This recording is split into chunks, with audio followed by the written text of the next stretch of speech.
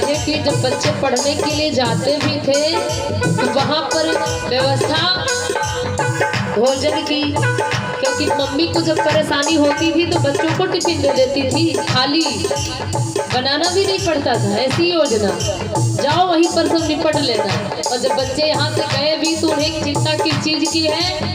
भोजन की, शिक्षा की चिंता नहीं, भोजन की चिंता है। और देख रहे हैं कि पाठशाला में क्या बन रहा है।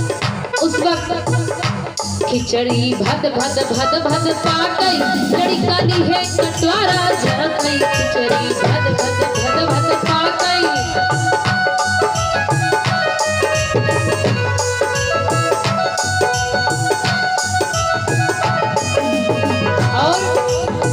जब मैडम हुआ तो उन्हों का पूछे, अब तो सर्विस मिलवाई करे, क्या दिक्कत? हाँ, आंखों देखी बात है।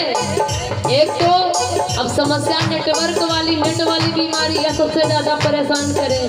और ठंडी के समय में बढ़िया ऊन सलैया हाथ में चलत है, पढ़ाई हो रही।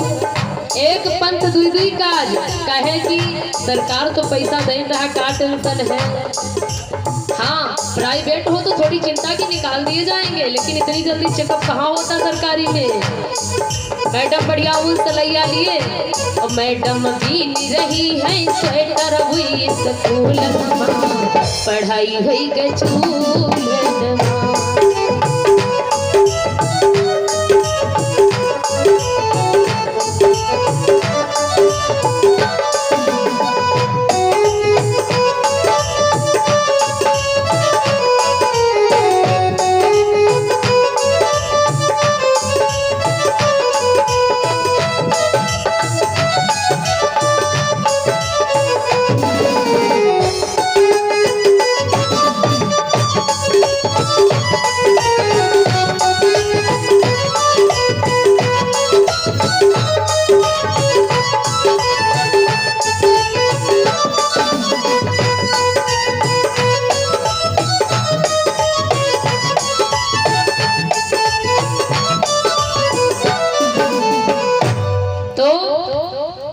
अगर मैडम जी वहां पर हैं भी तो काम क्या कर रहे हैं? स्वेटर का। अब बताओ, पढ़ावे कि स्वेटर अपन बनावे? सरकारी है काम, क्या टेंशन। तो बच्चों का ध्यान जो है वो भोजन पर, और जब भोजन का समय आया भोजन पाली, फिर चले आए और मैडम जी अपना काम बंद किया, अपने घर चले गए। शिक्षा बच्चों की बर्बाद होगी। और आज के समय में तो वैसे बच्चे सब घर पर घूम टहल रहे हैं, तो मम्मी पापा सीरियल में मस्त है। हाँ, कहाँ तक बात बताई जाए। बच्चों के संस्कार धीरे धीरे करके जा रहे हैं और समय आ रहा है सब इंग्लिश मीडियम का। हम कहते हैं एक दिन हिंदुस्तान ना अपना भूल जाओ, टेंशन हमको इस बात की है। इंग्लिश मीडियम पढ़ो, खूब पढ़ो, लेकिन इतना पढ़ो कि अपने संस्कार मत भूलो। शाम का समय आता है, बच्चों को अब कॉलेज की चिंता नहीं है, शिक्षा की चिंता नहीं है, क्योंकि अब कोई होमवर्क उन्हें मिला नहीं है, तो कोई टेंशन नहीं। तो मम्मी पापा टेंशन नहीं, बढ़िया 7 बजे वाले सीरियल में मस्त हैं। अच्छा, जब मम्मी पापा मस्त हैं तो बच्चे कब के ना मस्त होने वाले? क्योंकि बचपन में बच्चे देख करके करते हैं और बड़े होने पर उन्हें बताना पड़ता तब करते हैं। तो देखने से ज्यादा समझ में आता है। तो जो बच्चे देख रहे हैं वही आज उतार रहे हैं।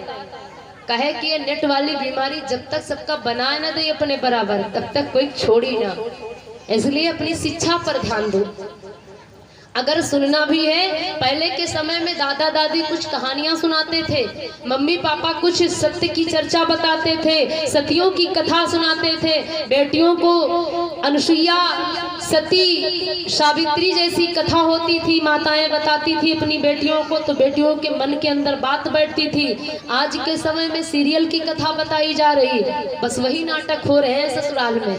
इसीलिए शायद आज इस स्वर्ग को लोग नर्क बता रहे हैं। हम कहते हैं कहीं पर ना स्वर्ग है ना कहीं पर नर्क है। नर्क वहीं पर है जहां पर एक दूसरे की बात मानी नहीं जा रही, वही नर्क है। और जहां पर सम्मान है, जहां पर सास बहू में प्रेम है, माता और बेटी में प्रेम है, पुत्र पिता में प्रेम है, वही घर पर आज भी स्वर्ग है। कभी देवी जी वहां से जाने का नाम नहीं ले रही, लक्ष्मी जी। और जहां पर नर्क है, क्योंकि भाव आया है, गोस्वामी जी ने कहा है बंधुओं कि जहां सुमति तहां संपत्ति नाना।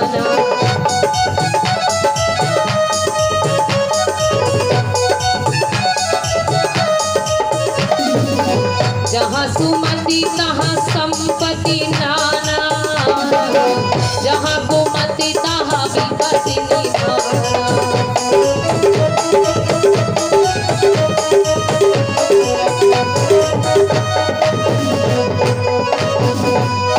तो जहाँ पर सुमति है वहाँ पर सब संपत्तियों की खान है, और जहाँ पर कुमति है वहाँ पर विपदाओं की था नहीं। कितनी विपदा वहाँ पर है।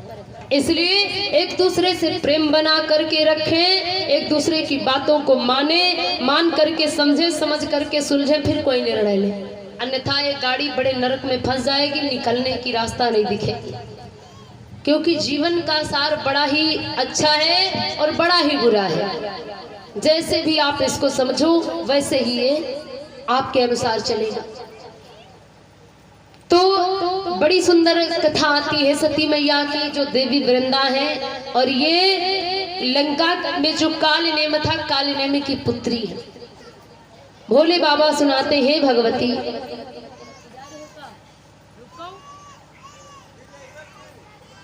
फिर कहो इतने तो तुम का आई हो।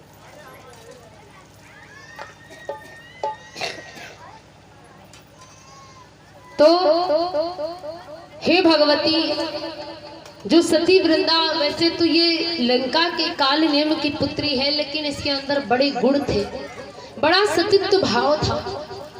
और ये जो देवाधिदेव महादेव है, महादेव का जो पुत्र है जलंधर, और जलंधर ये कैसे हुआ, इसका नाम जलंधर कैसे पड़ा, और ये जलंधर है कौन? जिस समय भक्तों वृत्तासुर उत्पन्न होता है, दैत्य देवताओं को पराजित करता है अपने बल से। देवता जब जीत नहीं पाते हैं, पराजित हो जाते हैं वृत्तासुर से, उस वक्त जाते हैं देवतागण महामुनि दधीच के पास। और जब दधीच के पास जाते हैं, क्योंकि दधीच जी महाराज बड़े तपस्वी संत थे, और तपस्या के बल से उनकी हड्डियां जो थी वो बड़ी ही वृक्ष के समान बन चुकी थी। इसलिए देवता जाते हैं महामुनि दधीच के पास और कहते हैं, भगवान हमें अपनी अस्थियां प्रदान करें। दधीच जी अपनी अस्थियों को प्रदान करते हैं। उन्हीं के द्वारा देवता भक्तों विश्वकर्मा जी के द्वारा 3 शस्त्र बनवाते हैं, और वही अस्त्र शस्त्र, एक पिनाक होता है, एक वज्र होता है, और एक सारंग होता है। सारंग भगवान विष्णु ले लेते हैं, पिनाक देवाधिदेव महादेव ले लेते हैं, और वज्र जो होता है वो इंद्र ले लेते हैं। अब तीनों देवताओं के पास अस्त्र शस्त्र हो जाते हैं, लेकिन इंद्र ब्राह्मण का भेष बना करके वृत्तासुर का वध कर देता है, जिसके कारण उसे गर्व हो जाता है, अहंकार हो जाता है। और जब अहंकार हो जाता है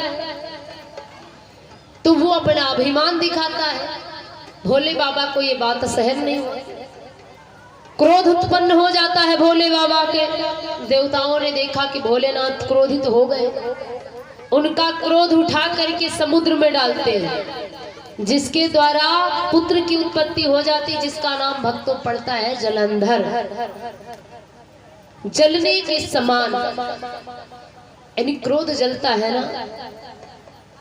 तो एक ये भी कारण है, और दूसरा कारण जल के अंदर, इसलिए नाम पड़ा जलंधर। जलंधर उत्पन्न हो जाता, बड़ा वीर होता है, तपस्या करता है, तपस्या के प्रक्रम से बलवान हो जाता है, और जब बलवान हो जाता है तो देवताओं से युद्ध करता है। सारे देवता पराजित हो जाते हैं जलंधर के युद्ध से, क्योंकि उसकी पत्नी सती है। और अगर पत्नी चाह जाए तो पति का कोई बाल बाका संसार में नहीं कर सकता है, क्योंकि जब इतनी बड़ी सृष्टि सती के बल पर रुक सकती है तो पति को कौन मार सकता है। जलंधर अपनी देवी वृंदा के कारण कोई देवता उस पर विजय नहीं प्राप्त कर पाता। देवताओं में त्राही त्राही मच गई। देवता जाते हैं नारायण के पास और विनय करते हैं, प्रभु हम सभी देवताओं को जलंधर बहुत पराजित करता है, उसकी रक्षा के लिए कोई उपाय बताओ। तब नारायण जी ने मन में विचार किया कि और कौन उपाय हो सकती है, उपाय तो हम ही को करना पड़ेगा। भगवान नारायण जी जलंधर का वध करने के लिए जलंधर का भेष बनाते और प्रतिदिन का नियम है कि जिस समय जलंधर युद्ध मैदान के लिए निकलता था तो उसकी जो पत्नी थी वो खौलते हुए तेल की कढ़ाई में खड़ी रहती थी। ऐसी ऐसी सती माता होती थी पति की रक्षा करने के, है तो राक्षस योनि की, राक्षस कुल की, लेकिन सतीत्वपन देखिए अपने पति को बचाने के लिए खौलते हुए तेल की कढ़ाई में। नारायण जी ने जलंधर का भेष बनाया और जब भेष बना करके मैया सती वृंदा के पास आए, जलंधर इधर युद्ध मैदान में युद्ध कर रहा होता है और जैसे पति के स्वरूप को देखा, नारायण को पति के स्वरूप में देखा, वृंदा बोल पड़ी स्वामी कि वृंदापति को देखी हर सानी,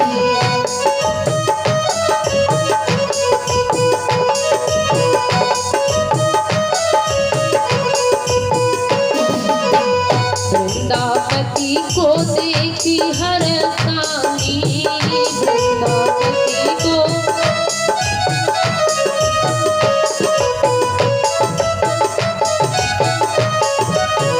वृंदापति को देखी हर सानी, वृंदापति को देखी हर सानी, तुरंत लई गई भवन सगानी।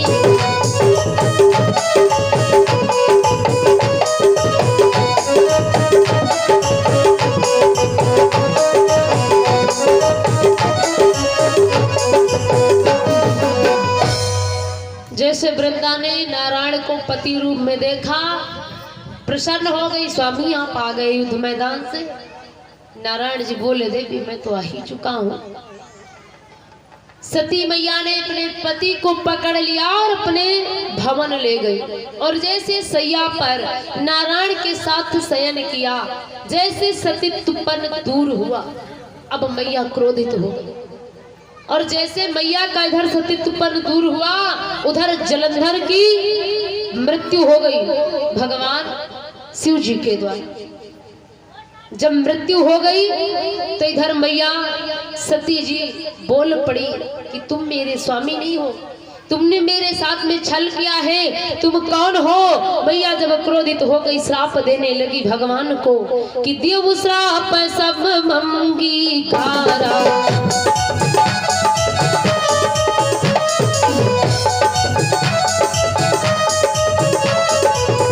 देव श्राप मम अंगीकारा, सुरतई वृंदा वचन उचारा।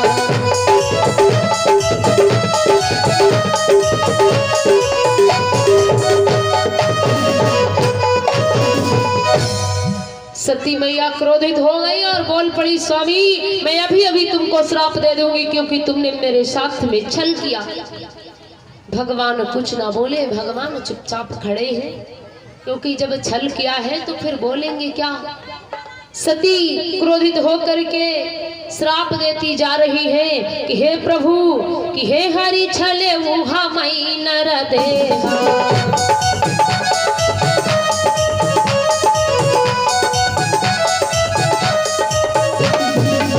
हे हरि छले मुहा मई नर देहा, सोतन धर्म श्राप ममयेहा।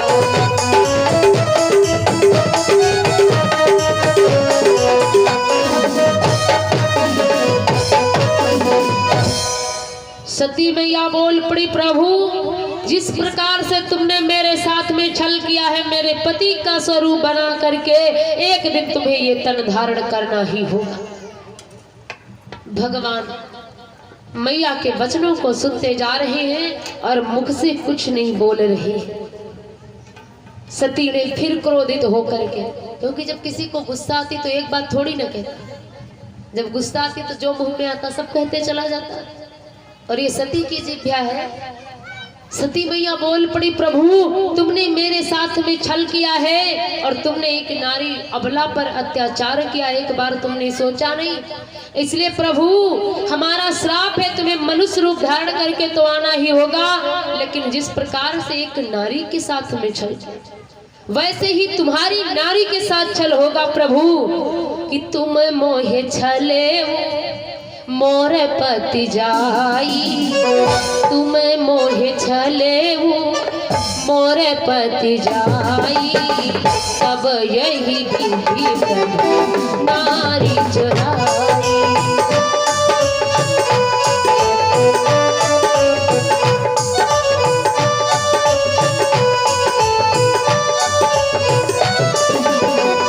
तुम मोहे छले मोर पति जाई, तुम मोहे छले मोर पति जाई, तब यही विधि नारी चुराई।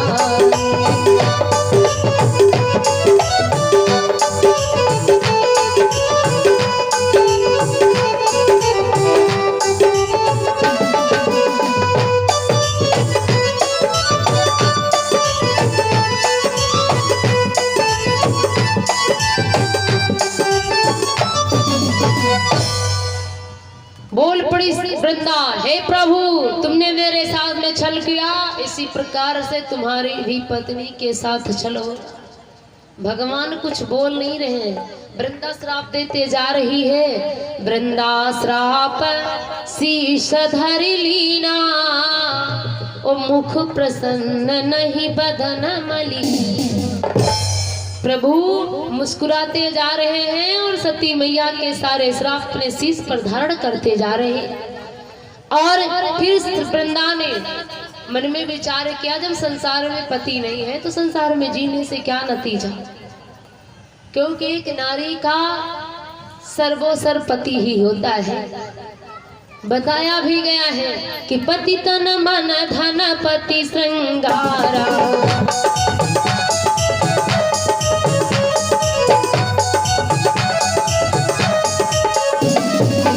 पति तन मन धन पति श्रृंगारा, पति पत्नी जीवन आधारा।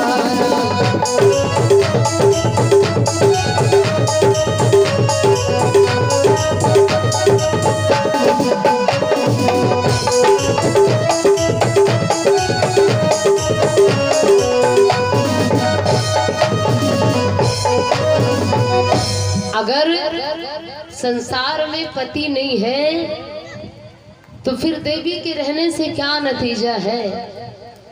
कहे कि जब पति तन मन धन सब कुछ पति है, सती मैया ने सोचा अब संसार में हमारा बचा क्या जिसको पकड़ करके मैं बचूं। अब मुझे संसार में रहने से कुछ नहीं मिला।